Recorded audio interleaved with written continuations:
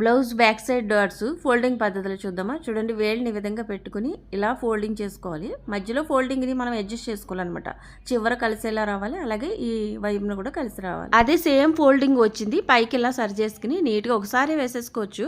అయితే మనం డాట్స్కి ఇప్పుడు కూడా ఒక 1/4 ఇంచు లెంత్ తీసుకుని హైట్ మాత్రం 3 విధాలుగా ఉంటుంది. ఒకటి 4.5 అండ్ 4, 3.5. స్మాల్ సైజులకి 3.5 అండ్ కొంచెం మీడియం సైజులకి 4 అండ్ బిగ్ సైజులకి 4.5. అంతకంటే ఎక్కువ ఉండదు.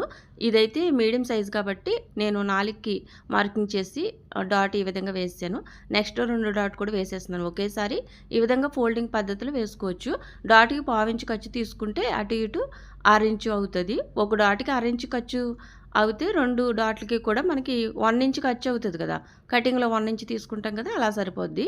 ఎప్పుడు బ్యాక్ డాట్లకి మనం 1/4 ఇంచు తీసుకుని వేసేసుకోవాలి. హైట్ మాత్రం 3 విధాలుగా ఉంటుంది. చూడండి, ఈ విధంగా ముందుగానే డాట్లు వేసుకుని అప్పుడు మనం నడుం పట్టి అతుక్కుంటే చాలా నీట్గా ఉంటుంది. బోటిక్ ఫినిషింగ్ ఇచ్చినట్టు ఉంటుంది. చూడండి ఎంత నీట్గా వచ్చిందో.